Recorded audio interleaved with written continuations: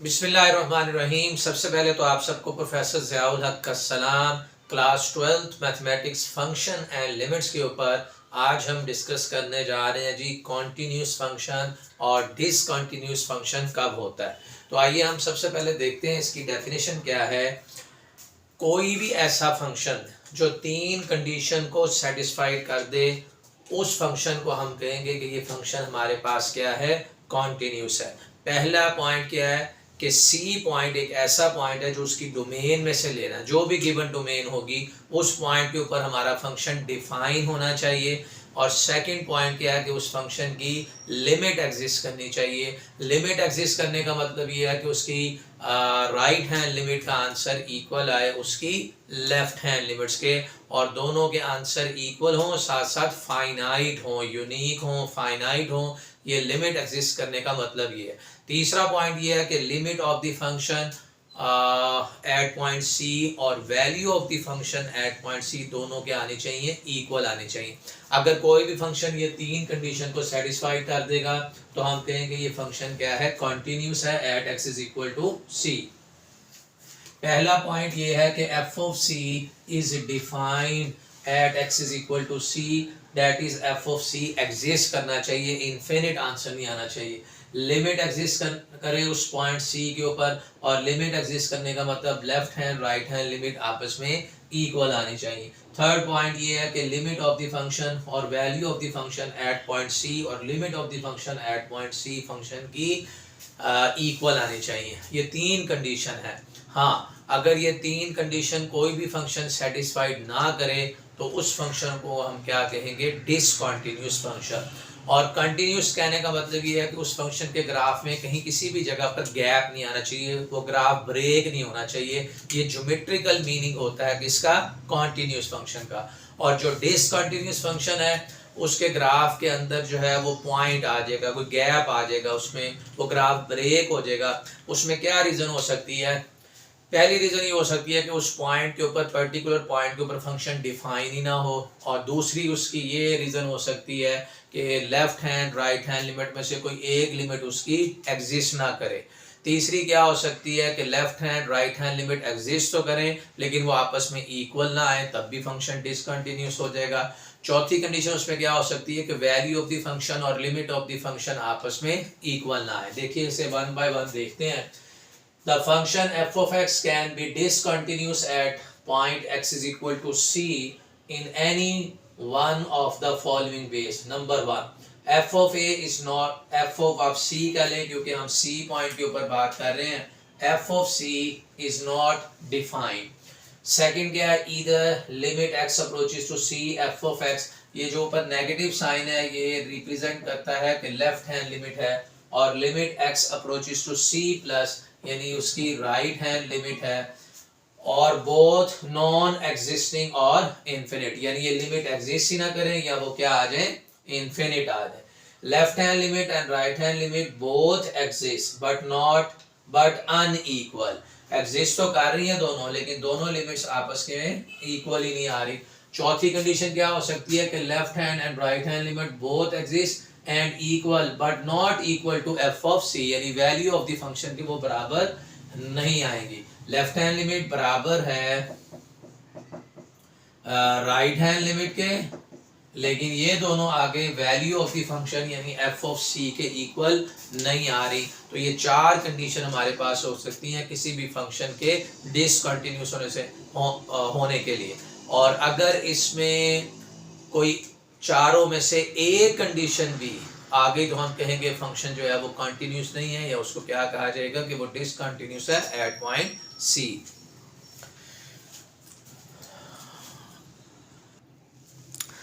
जी next आगे कुछ examples आ रही हैं यही कंटिन्यूटी और डिसकंटिन्यूटी को समझने के लिए। देखें एग्जांपल नंबर 2 है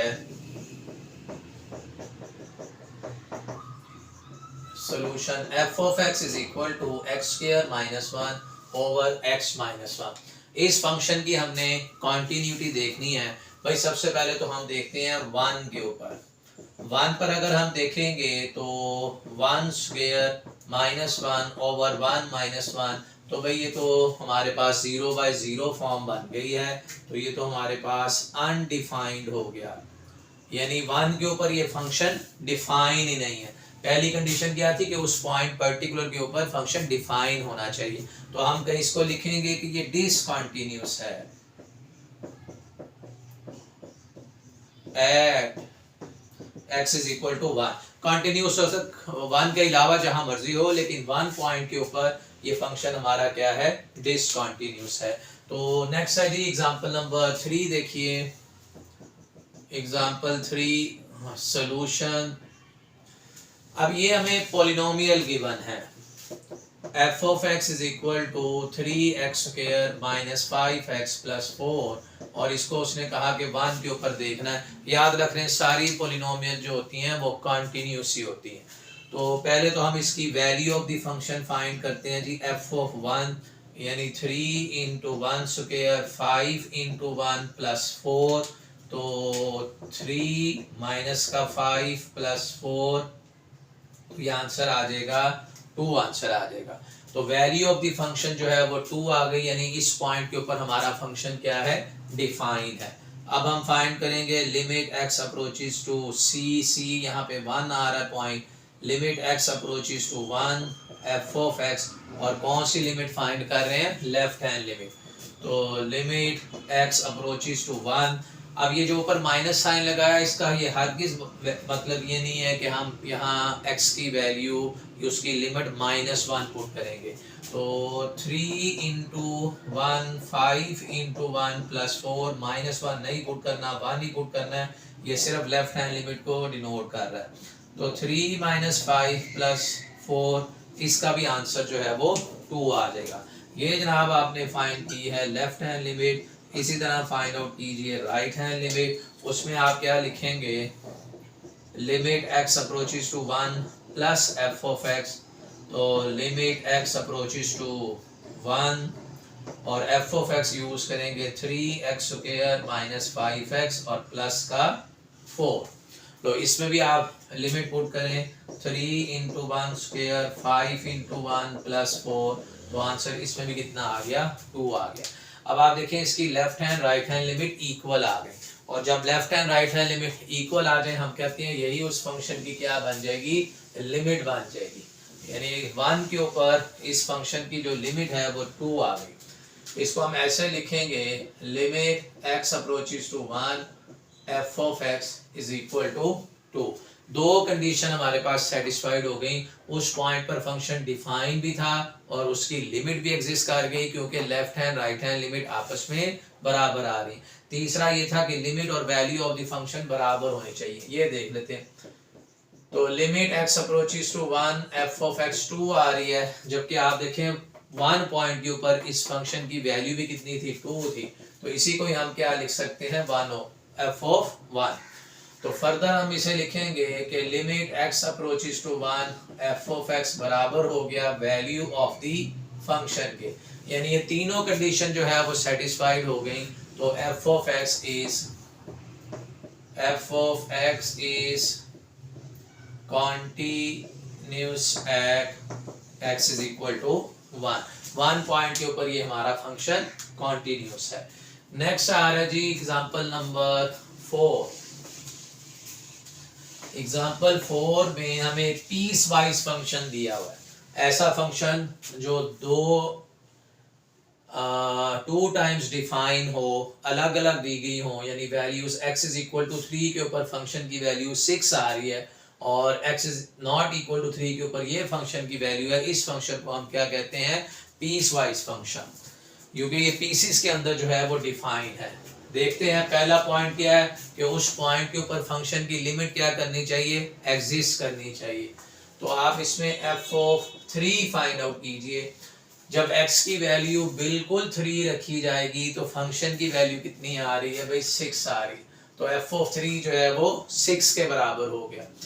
नेक्स्ट आ रहा है, इस पे लिमिट फाइंड करेंगे, limit x approaches to 3 f of x, limit x approaches to 3 x square minus 9 over x minus 3, तो इसके फैक्टर बना दें x माइनस 3 x प्लस 3 और x माइनस थ्री से कैंसिल हो जाएगा और limit x approaches to 3।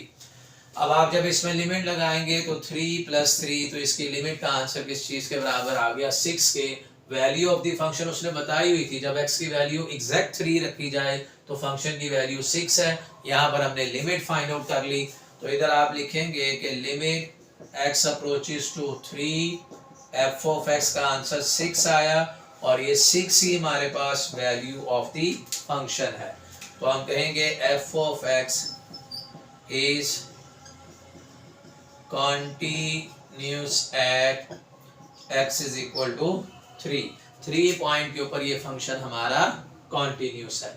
Next इसी का आ रहा है जी बी पार्ट है, g ऑफ x एक ऐसा फंक्शन है और उसने बताया f of x if x is not equal to 3। तो इसे भी आप लिख लें, g of x is equal to x square minus 9 over x minus 3। अब ये पीस वाइज फंक्शन नहीं है, पीसेस के अंदर ये डिफाइन नहीं है, एक सिंगल हमें फंक्शन दिया गया है।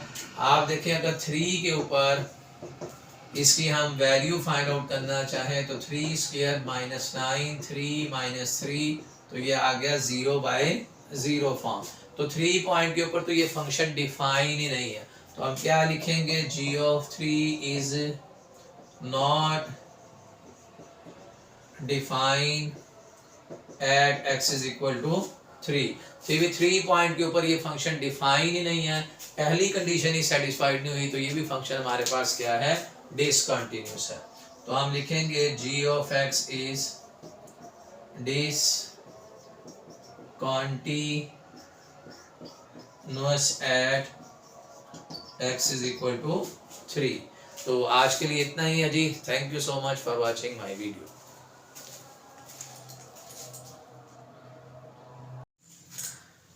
नेक्स्ट आप देखिए example number 5।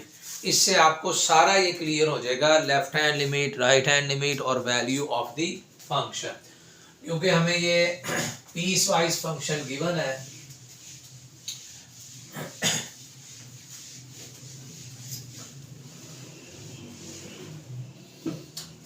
Example 5 solution, f of x is equal to x minus 1 if x is less than 3, फिर 2x plus 1 if 3 is less than or equal to x, f of x is equal to x minus 1 if x less than 3, 2x plus 1 if x is greater than or equal to 3।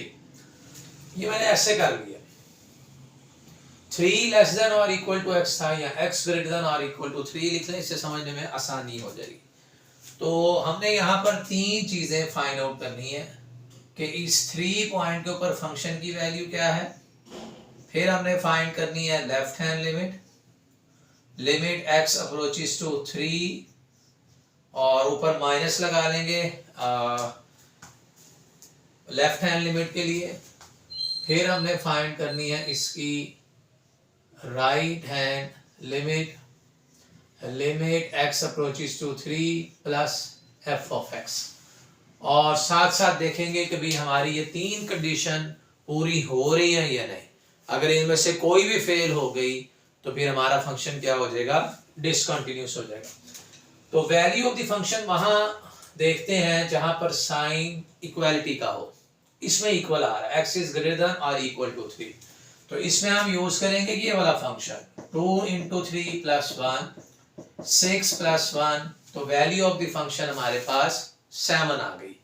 पहली condition satisfied हो गई कि C point के ऊपर ये function define है। Left hand limit वहां पर जहां पर x की वैल्यू 3 से लेस आ रही है, ठीक है, x अप्रोच कर रहा है 3 से, लेकिन 3 से लेस वैल्यूज के लिए, तो x लेस देन 3 इस केस में है। यहां जो हम फंक्शन यूज करेंगे वो हम यूज करेंगे जी x माइनस 1, 3 माइनस 1 आंसर कितना आ गया 2। अब हम फाइंड करेंगे इसकी राइट हैंड लिमिट, और राइट हैंड लिमिट जहां x की वैल्यू ग्रेटर देन 3 है, 3 से बड़ी, वो इस केस में x ग्रेटर देन और इक्वल टू 3 था। इक्वालिटी यूज कर ली थी वैल्यू ऑफ द फंक्शन के लिए, ग्रेटर का साइन अब हम यूज करेंगे राइट हैंड लिमिट के लिए। तो इसमें आ जाएगा limit x approaches to 3 plus, इसमें भी फंक्शन यूज होगा 2x plus 1, 2 into 3 plus 1, 6 plus 1, इसका आंसर भी कितना आ गया 7। लेकिन आप देखिए मैंने जब डिसकंटिन्यूटी आपको बताई थी, मैंने 4 केसेस बताए थे कि कब फंक्शन जो है वो, पहला ये था कि फंक्शन उस पॉइंट पर डिफाइन ही ना हो, लेकिन ये तो डिफाइन है। दूसरा क्या था कि लेफ्ट हैंड या राइट हैंड लिमिट दोनों ही एग्जिस्ट ना करती हो, लेकिन इसकी लिमिट दोनों ही एग्जिस्ट कर रही है। तीसरा पॉइंट ये था कि एग्जिस्ट तो करें लेकिन आपस में अनइक्वल हो जाए। देखें आप बराबर ही नहीं आ रहे, यानी आप ये लिखेंगे कि limit x approaches to 3 f of x is equal to limit x approaches to 3 plus f of x। ये बराबर नहीं है, यानी इसमें आंसर जो है वो 2 आ रहा है, जबकि इसमें आंसर जो है वो 7 आ रहा है। तो हम कहेंगे कि हमारा ये जो लिमिट है वो एग्जिस्ट नहीं की, इसलिए फंक्शन डिसकंटिन्यूअस है at x is equal to 3 पे। तो यही बात लिखेंगे f of x is discontinuous